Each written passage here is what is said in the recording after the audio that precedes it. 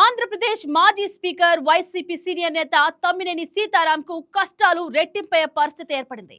భూ కబ్జా ఆరోపణలతో ఆయనతో పాటు కుటుంబ సభ్యులు కూడా ఇరకాటంలో పడ్డారు. భూమి యజమాని బతికి ఉండగానే ఆయన చనిపోయినట్లు నకిలీ పత్రాలు సృష్టించారన్న తీవ్ర ఆరోపణలు వెలువెత్తుతున్నాయి. ఈ వ్యవహారంలో మాజీ స్పీకర్తో పాటు కుటుంబ సభ్యులపై శ్రీకాకుళం జిల్లా రూరల్ పోలీసులు అధికారికంగా కేసు నమోదు చేశారు. ఈ కేసు తమ్మినేని సీతారాం మెడకు గట్టిగా చుట్టుకుందన్న సంకేతాలు రాజకీయ వర్గాల్లో బలంగా వినిపిస్తున్నాయి.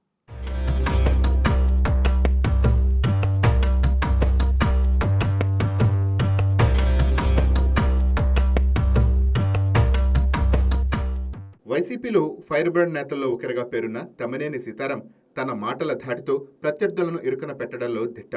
ఎవరేమనుకున్నా లెక్క చేయని తత్వం ఆయన సొంతం. పైకి ఎంతో హుందాగా నిబద్ధతగా కలిగిన నేతగా కనిపించే సీతారాం ఇప్పుడు భూ కబ్జా ఆరోపణల ఊబిలో చిక్కుకున్నారు.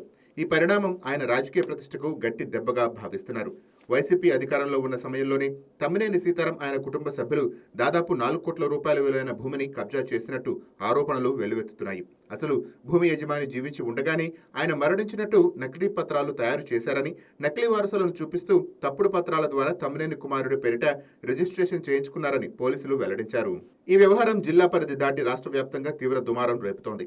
ఈ మొత్తం తతంగం తమ్మినేని సీతారాం స్పీకర్గా ఉన్న కాలంలోనే జరిగినట్టు దర్యాప్తులో తేలింది. ఇటీవల భూమి అసలు యజమాని కుటుంబం చేసిన ఫిర్యాదుతో ఈ వ్యవహారం వెలుగులోకి వచ్చింది.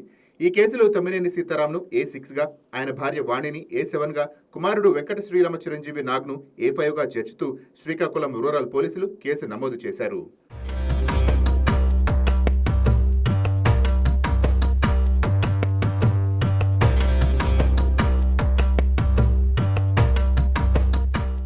పోలీసుల ప్రకటన ప్రకారం ఈ కేసులో మొత్తం 13 మంది ప్రమేయం ఉంది. వీరిలో ఇప్పటికే 8 మందిని అరెస్ట్ చేసి న్యాయస్థానం ముందు హాజరుపరిచారు. వారి నుంచి నకిలీ రబ్బర్ స్టాంపులు, మొబైల్ ఫోన్లను స్వాధీనం చేసుకున్నారు. తమ్మినేని సీతారాంతో పాటు ఆయన కుటుంబ సభ్యులు మరో 2 వ్యక్తులు ప్రస్తుతం పరారీలో ఉన్నట్టు అధికారులు తెలిపారు. తమ్మినేని సీతారాం, ఆయన భార్య వాణి, కుమారుడు వెంకట శ్రీరామ చిరంజీవి నాగ్తో పాటు హిరమండలం సబ్ రిజిస్ట్రార్గా పనిచేసిన బుడ్డేపల్లి అరుణ, మరో నిందితుడు త్రినాథ్ కోసం పోలీసులు గాలిస్తున్నారు. వీరిని త్వరలో అరెస్ట్ చేస్తామని అధికారులు ప్రకటించారు.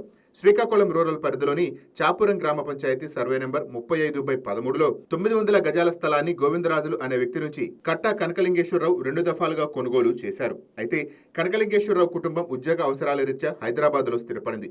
దీంతో ఆ స్థలం చాలా కాలంగా ఖాళీగా ఉండిపోయింది. మార్కెట్లో 3 నుంచి 4 కోట్ల రూపాయల విలువ చేసే ఈ స్థలంపై నిందితులు కన్నేసినట్టు తెలుస్తోంది. అసలు యజమాని గోవిందరాజుల నుంచి కనకలింగేశ్వరరావుకు భూమి బదిలీ అయిన లింక్ డాక్యుమెంట్లను ఆధారంగా చేసుకుని గోవిందరాజులు మరణించినట్టు నకిలీ మరణ ధృవీకరణ పత్రాన్ని సృష్టించారని ఆరోపణలు వెల్లువెత్తుతున్నాయి.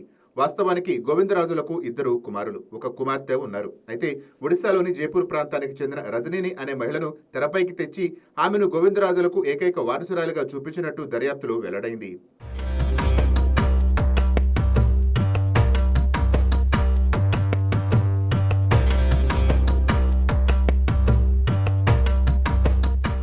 ఈ మోసపూరిత లావాదేవీ కోసం రెవెన్యూ అధికారుల నుంచి అవసరమైన పత్రాలను సిద్ధం చేయించారనే ఆరోపణలు ఉన్నాయి. ఆ తరువాత ఆముదాల వలస సబ్ రిజిస్టర్ కార్యాలయంలో తమ్మినేని సీతారాం కుమారుడు చిరంజీవి పేరిట ఈ భూమిని విక్రయించినట్టు రిజిస్ట్రేషన్ చేయించారు. ఈ లావాదేవీకి సాక్షులు సీతారాంకు సన్నిహితులైన 4 లెక్చరర్లతో సంతకాలు చేయించినట్టు కూడా తెలుస్తోంది.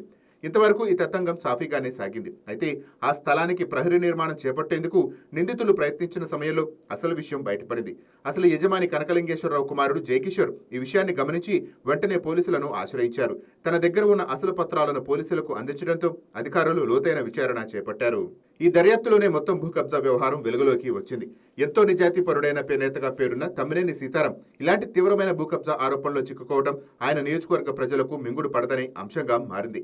దీర్ఘకాలంగా రాజకీయ నాయకుడిగా ప్రజల్లో మంచి పేరు సంపాదించుకున్న సీతారాంపై ఇలాంటి ఆరోపణలు రావడం స్థానికుల్లో తీవ్ర చర్చనీయాంశంగా మారింది. పోలీసులు ఇప్పటికే దర్యాప్తును వేగవంతం చేసి పరారీలో ఉన్న నిందితుల కోసం గాలింపు చేపట్టారు. తమ్మినేని సీతారాం, ఆయన కుటుంబ సభ్యుల అరెస్టు కోసం ప్రత్యేక బృందాలను రంగంలోకి దించినట్టు సమాచారం. ఈ కేసు మున్ముందు ఎలాంటి మలుపు తీసుకుంటుందో, మాజీ స్పీకర్ ఈ ఆరోపణల నుంచి ఏ విధంగా బయటపడతారో అన్నది ఇప్పుడు రాష్ట్ర వ్యాప్తంగా ఆసక్తికరంగా మారింది. చట్టపరమైన ప్రక్రియ ఇంకా కొనసాగుతున్న దశలో ఉన్నందున తుది నిర్ణయం కోర్టు తీర్పుపైనే ఆధారపడి ఉంటుందని న్యాయ నిపుణులు అభిప్రాయపడుతున్నారు.